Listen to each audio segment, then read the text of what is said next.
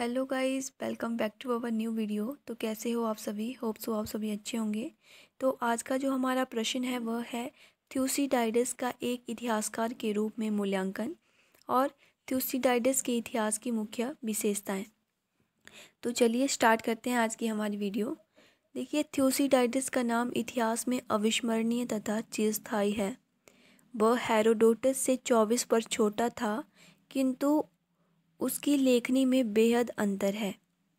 वह न केवल विवरण लिखता था बल्कि कारण की खोज में भी रुचि लेता था। उसका जन्म 471 ईसा पूर्व में हुआ था। वह 431 से 404 ईसा पूर्व का 27 वर्षीय पेलोपोनेशियाई युद्ध के काल में था। युद्ध के 8वें वर्ष में 10 सेनापति में से वह भी एक था। वह 424 से 423 में शीतकाल में थामोस जंगी बेड़े का अधिनायक था। वे इस युद्ध में हार गए तथा थ्यूसिडाइडस को निर्वासित किया गया। उसने युद्ध के पक्षों का अवलोकन कर उसे लिपिबद्ध किया, लेकिन वह केवल 2/3 ही कर पाया, क्योंकि 55 वर्ष की उम्र में ही उसकी मृत्यु हो गई। उसने पेलोपोनेशियाई वार पर 8 पुस्तकें लिखी। 8वीं पुस्तक 411 ईस्वी में एक अभियान के बीच में अचानक खत्म हो जाती है। थ्यूसिडाइडस की पेलोपोनेशियाई युद्धों का इतिहास इस युग की सर्वाधिक महान कृति थी। थ्यूसिडाइडस ने घटनाओं का वर्णन 431 ईसा पूर्व में युद्ध आरंभ से ठीक बाद में प्रारंभ कर दिया था। तथ्यों के निश्चयन तथा विवरणों के लेखन के अतिरिक्त थ्यूसिडाइडस ने युद्ध के कारणों तथा एथेंस के पराजय के कारणों की व्याख्या प्रस्तुत करने का प्रयास किया। उसने एथेंस की हार के आर्थिक कारणों पर भी प्रकाश डाला। उसका मुख्य उद्देश्य दृष्टांत के माध्यम से शिक्षित करना, परवर्ती पीढ़ी को सम्मान समस्या के समाधान में समर्थन बनने की सूझ प्रदान करना था। अब हम बात करेंगे थ्यूसिडाइडस के इतिहास की विशेषताएं।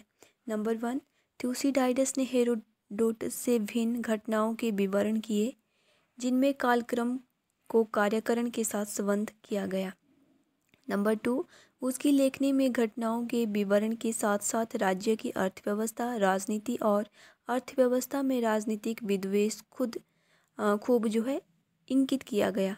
थ्यूसिडाइडस की कृति में राजनीतिक अपराध को महापाप से भी बढ़कर बताया गया है, अर्थात राज्य के नैतिक मूल्यों को इतिहास लेखन में महत्व दिया गया है। थ्यूसिडाइडस के अनुसार राज्य के आदर्श और भविष्य उसके नैतिक मूल्य में निहित होता है। नंबर 4, थ्यूसिडाइडस ने तथ्यों का भरपूर प्रयोग किया है और घटनाओं के सही विवरण प्रस्तुत किए हैं, जिन्हें कोई भी तथ्य घटना के विपरीत इशारा नहीं करता। नंबर 5, थ्यूसिडाइडस ने दैवीय तथा काल्पनिक तथ्यों के विश्लेषण का नया तरीका इतिहास लेखन में सुझाया है। नंबर 6, थ्यूसिडाइडस के इतिहास लेखन की शैली आधुनिक इतिहास लेखन की पहली निशानी मानी जाती है, जिसका अनुसरण रोम, यूरोप तथा विश्व के अन्य देशों के इतिहासकारों ने आधुनिक इतिहास लेखन में किया है। अर्थात थ्यूसिडाइडस का इतिहास लेखन देश, काल, जातीय या धर्म के पूर्वाग्रह से परे है। यूनानी इतिहास लेखन में नाविक शक्ति का विवरण मिलते हैं, जिसको यूनान के लगभग सभी इतिहासकारों ने यूनानी राज्य शक्ति के रूप में दर्शाया है। पेराक्लीस राज्य की शक्ति नैतिक उत्थान में निहित होती है।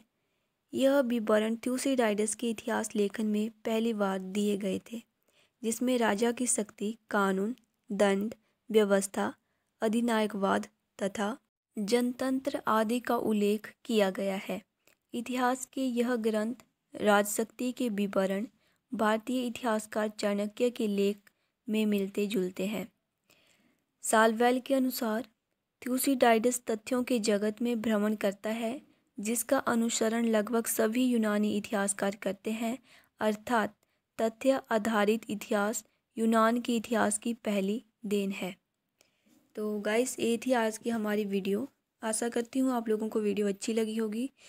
प्लीज़ वीडियो को लाइक कीजिए, शेयर कीजिए, कमेंट कीजिए आपको वीडियो कैसी लगी और चैनल को सब्सक्राइब करें।